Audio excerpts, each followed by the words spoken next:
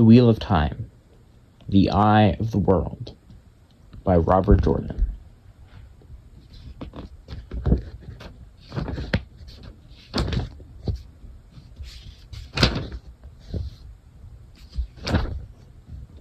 Prologue.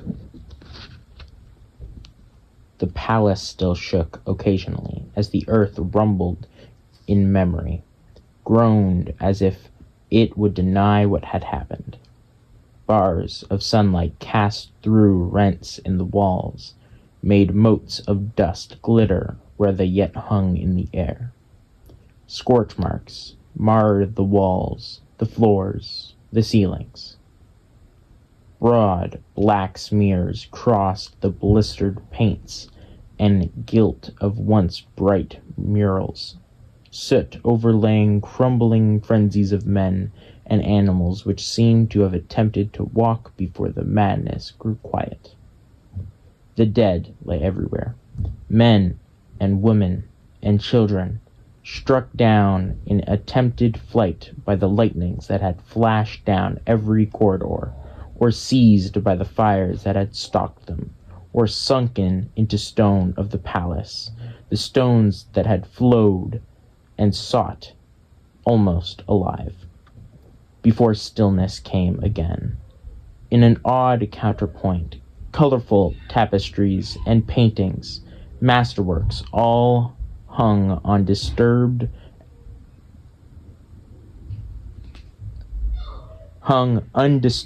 except where bulging walls had pushed them awry.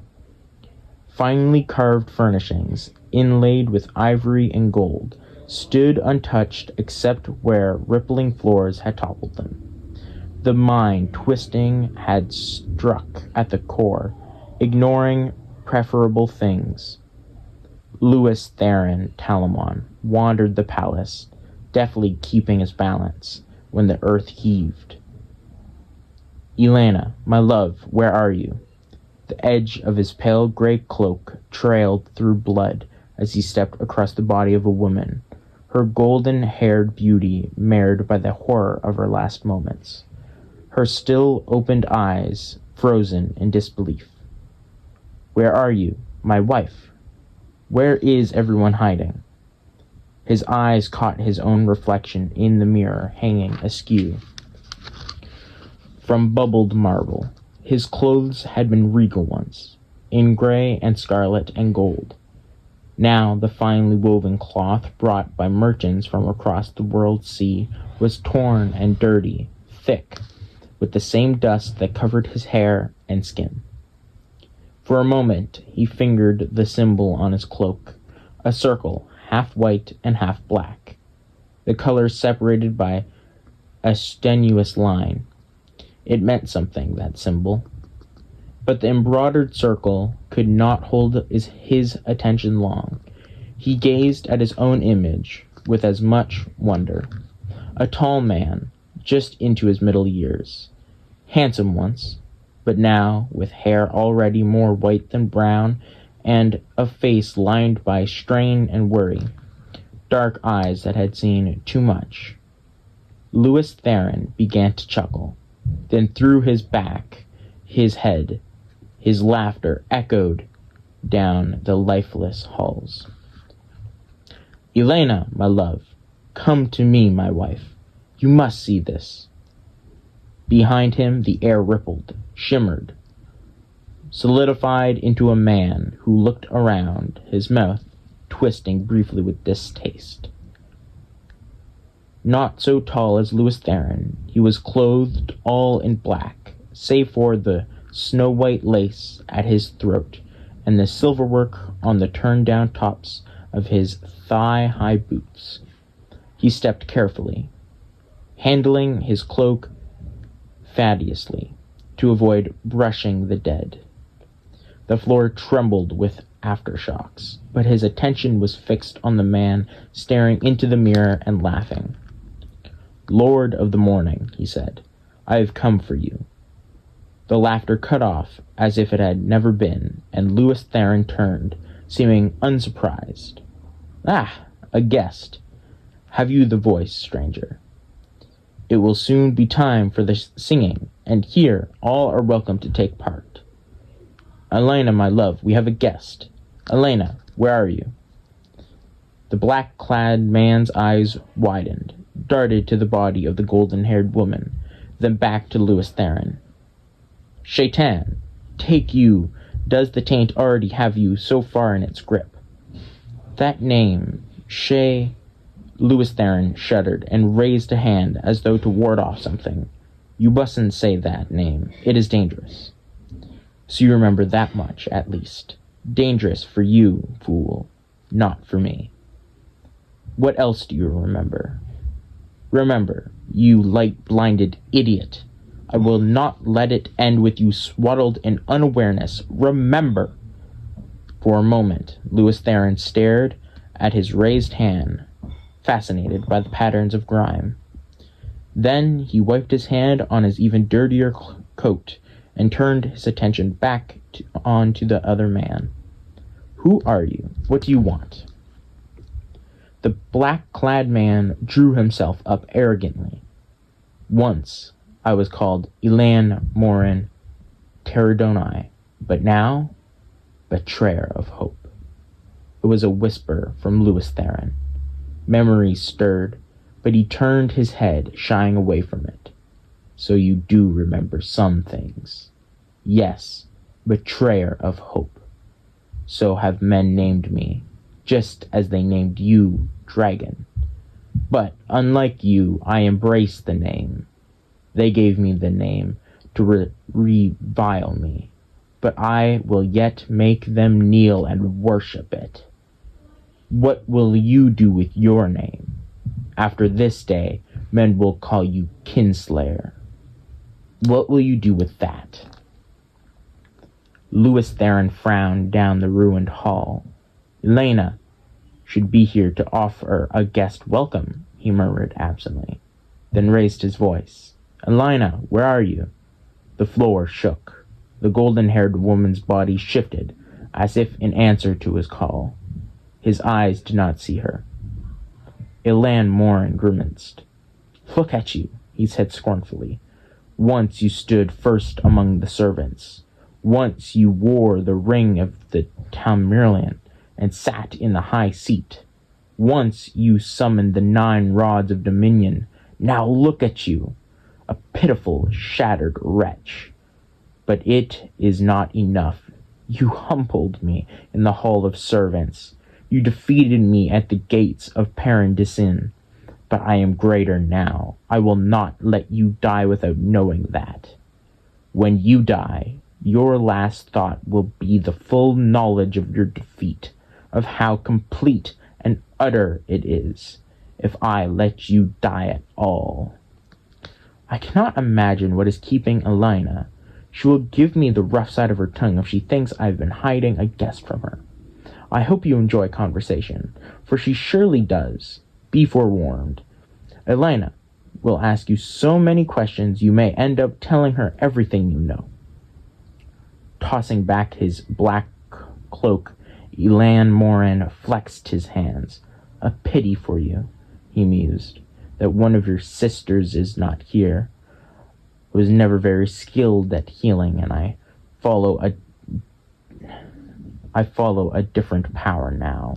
But even one of them could only give you a few lucid minutes if you did not destroy her first. What I can do will serve as well for my purposes. His sudden smile was cruel, but I fear Shaitan's healing is different from the sort you know. Be healed, Louis Theron. He extended his hands, and the light dimmed as if a shadow had been laid across the sun. Pain blazed in Louis Theron, and he screamed, a scream that came from the depths, a scream he could not stop. Fire seared his marrow. Acid rushed along his veins. He toppled backwards, crashing to the marble floor. His head struck the stone and rebounded. His heart pounded, trying to beat its way out of his chest, and every pulse gushed new flame through him. Helplessly he convulsed, thrashed, his skull a sphere of purest agony. On the point of bursting, his hoarse screams reverberated through the palace. Slowly, ever so slowly, the pain receded. The outflowing seemed to take 1,000 years and left him twitching weakly, sucking breath through a raw throat. Another 1,000 years seemed to pass before he could manage to heave himself over, muscles like jellyfish, and shakily push himself up on his hands and knees. His eyes fell to the golden-haired woman, and the scream that was ripped out of him dwarfed every sound he had made before. Tottering, almost falling, he scrabbled brokenly across the floor. It took every bit of his strength to pull her up to his arms. His hands shook as he soothed her hair back from her staring face. "Elina! Help me, Elina!" His body curved around hers protectively. His sobs, the full-throated cries of a man who had nothing left to live for. "Elina, no, no!" "You can have her back, Kinslayer. The great Lord of the Dark can make her live again if you will serve him. If you will serve me." Louis Theron raised his head, and the black-clad man took an involuntary step back from that gaze. 10 years, betrayer," Louis Theron said softly. The soft sound of steel being bared. 10 years for your foul master has racked the world, and now this I will. 10 years, you pitiful fool! This war has not lasted 10 years, but since the beginning of time. You and I have fought 1,000 battles with the turning of the wheel, 1,000 times, and we will fight until time dies and the shadow is triumphant. He finished with a shout, with a raised fist, and it was Louis Theron's turn to pull back, breath catching at the glow in the betrayer's eyes. Carefully, Louis Theron laid Elina down, fingers gently brushing her hair. Tears blurred his vision as he stood, but his voice was iced iron. "For what else you have done, there can be no forgiveness, betrayer. But for Elina's death, I will destroy you beyond anything your master can repair. Prepare to remember, you fool. Remember your futile attack on the great Lord of the Dark. Remember his counterstroke. Remember, even now the 100 companions are tearing the world apart, and every day 100 men more join them. What hand slew Elina, Sunhair, Kingslayer? Not mine, not mine. What hand struck down every life that bore a drop of your blood? Everyone who loved you, everyone you loved. Not mine, Kinslayer, not mine. Remember, and now know the price of the opposing Shaitan." Sudden sweat made tracks down Louis Theron's face through the dust and dirt. He remembered a cloudy memory, like a dream of a dream, but he knew it true. His howl beat at the walls, the howl of a man who had discovered his soul damned by his own hand, and he clawed at his face as if to tear away the sight of what he had done. Everywhere he looked, his eyes found the dead, torn they were, or broken, or burned, or half consumed by stone. Everywhere lay lifeless faces as he knew, faces he loved. Old servants and friends of his childhood, faithful companions through the long years of battle, and his children, his own sons and daughters, sprawled like broken dolls, play stilled forever, all slain by his hand. His children's faces accused him, blank eyes asking why, and his tears were no answer. The betrayer's laughter flogged him, drowned out by his howls. He could not bear the faces, the pain. He could not bear to remain any longer. Desperately, he reached out to the true source, to tainted Satan, and he traveled. The land around him was flat and empty. A river flowed nearby, straight and broad, but he could sense there were no people within 100 leagues. He was alone as a man could be while still alive. Yet he could not escape memory. The eyes pursued him through the endless caverns of his mind. He could not hide from them. His children's eyes, Elena's eyes, tears glistening on his cheeks as he turned his face to the sky. Light, forgive me. He did not believe it could come. Forgiveness. Not for what he had done, but he shouted to the sky anyway, begged for what he could not believe he could receive. Light, forgive me. He was still touching Satan, the male half of the power that drove the universe, that turned the wheel of time, and he could feel the oily taint fouling its surface, the taint of the shadow's counterstroke, the taint that doomed the world because of him. Because in his pride he had believed that men could catch the Creator, could match the Creator, could mend what the Creator had made and they had broken. In his pride he had believed. He drew on the true source deeply, and still more deeply, like a man dying of thirst. Quickly he had drawn more of the one power than he could channel unaided. His skin felt as if it were aflame. Straining, he forced himself to draw more, tried to draw it all. Light, forgive me, Elena. The air turned to fire, the fire to light liquefied. The bolt that struck from the heavens would have seared and blinded any eye that glimpsed it, even for an instant. From the heavens it came, blazed through Louis Theron Telamon, bored into the bowels of the earth. Stone turned to vapor at its touch.